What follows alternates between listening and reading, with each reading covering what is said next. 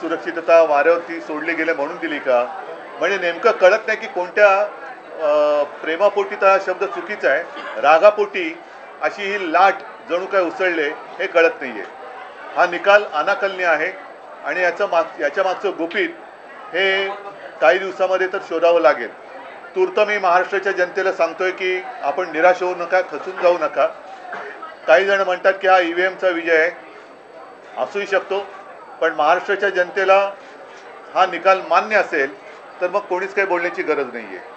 पण जर मान्य नसेल तर त्यांना सांगतो की आम्ही प्राणपणाने महाराष्ट्रासाठी लढत राहू, महाराष्ट्राच्या हितासाठी आम्ही लढत राहू.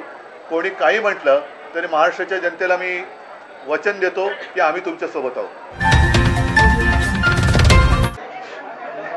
पूर्णपणे अनपेक्षित आणि अनाकलनीय असा हा निकाल आहे. पटला नाही तरी सुद्धा निकाल लागलेला आहे. कसा लागला? आज महाराष्ट्राच्या सर्वांनाच पडलेला विधानसभा निवडणुकांचा निकाल लागला. तरी देखील जे जिंकले त्यांचं मी अभिनंदन करतो आणि ज्यांनी प्रामाणिकपणाने महाविकास आघाडीच्या त्यांना मी तसं पाहिलं तर एक जणू काही लाटेपेक्षा सुनामीच आली असं निकालाने दिसतंय. पण हा निकाल सर्वसामान्य जनतेला पटलाय की नाही हा सुद्धा एक महत्त्वाचा प्रश्न आहे. एकूण आकडे जे काही दिसत आहेत ते आकडे बघितल्यानंतर या सरकारला अधिवेशनामध्ये एखादं बिल मंजुरीसाठी मांडण्याची गरजच नाही असे आकडे आहेत. पटलाय की नाही शिल्लक ठेवायचा हा सुद्धा एक महत्त्वाचा प्रश्न आहे. आणि 1-1.5 वर्षापूर्वी भारतीय जनता पक्षाचे तुर्तास असलेले अध्यक्ष जे.पी. नड्डा जे बोलले होते की एकच पक्ष राहील, party, one nation one election आणि वन पार्टी या दिशेने आपली आगेकूच चालली की काय असं भीतीदायक चित्र आहे. एकूणच हा निकाल जर का बारकाईने पाहिला तर आम्ही ज्या काही प्रचार सभा घेतल्या संपूर्ण राज्यभर आम्ही सगळेच फिरलो. सुषमाताई आहेत, अनिल आहेत, आदित्य आहेत, संजय आहे, मी स्वतः आहेत. हा निकाल म्हणजे लोकांनी महायुतीला मतं का दिली? सोयाबीनला भाव मिळत नाही म्हणून दिली का? कापसाची खरेदी होत नाही म्हणून दिली का? महाराष्ट्रातले उद्योग गुजरातला नेले जात आहेत म्हणून दिले का? महिलांची सुरक्षितता वाऱ्यावरती सोडली गेले म्हणून दिली का? म्हणजे नेमकं कळत नाही की कोणत्या प्रेमापोटी हा शब्द चुकीचा आहे, रागापोटी अशी ही लाट जणू काय उसळले हे कळत नाहीये. हा निकाल अनाकलनीय आहे आणि याच्या मागचं गुपित हे काही दिवसामध्ये तर शोधावं लागेल. तूर्त मी महाराष्ट्राच्या जनतेला सांगतोय की आपण निराश होऊ नका, खचून जाऊ नका. काही जण म्हणतात की हा ईव्हीएमचा विजय आहे, असूही शकतो, पण महाराष्ट्राच्या जनतेला हा निकाल मान्य असेल तर मग कोणीच काही बोलण्याची गरज नाही आहे. पण जर मान्य नसेल तर त्यांना सांगतो की आम्ही प्राणपणाने महाराष्ट्रासाठी लढत राहू, महाराष्ट्राच्या हितासाठी आम्ही लढत राहू.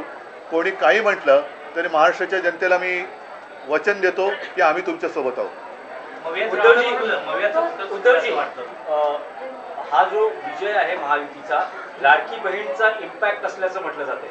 लाडकी बहीणचा इम्पॅक्ट जर का असेल तर मग बाकीच्या ज्या काही गोष्टी या उघड दिसत होता. आपण सुद्धा रिपोर्टिंग केलेलं आहे. मी तेच म्हटलं नाही की सोयाबीनला भाव नाही आहे, कापूस खरेदी होत नाही, शेतकऱ्याच्या डोक्यावरती कर्ज चढलेलं आहे, बेरोजगारी वाढते आहे, महिला असुरक्षित आहेत, ह्या अशा अनेक गोष्टी आहेत, बेकारी वाढते आहे.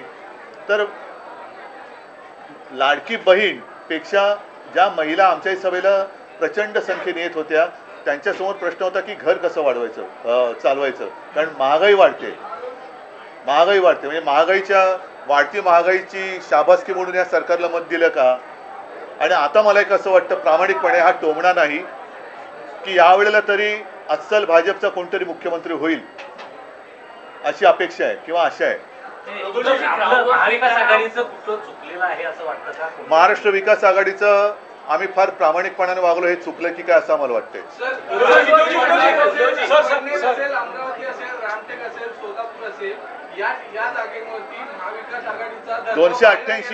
288 पैकी या मोजलेल्या जागा किती आहेत?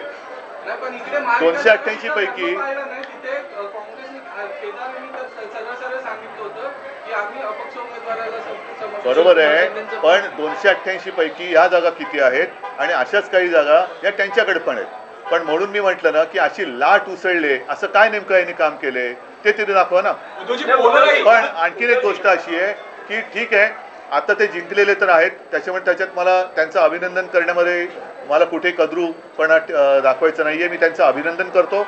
आणि आता निवडणूक आयोगाने स्थगिती दिलेली लाडकी बहीण ही योजना पूर्ववत चालू करून त्याच्यात 2100 रुपये दर महिना ते द्यायला लागतील.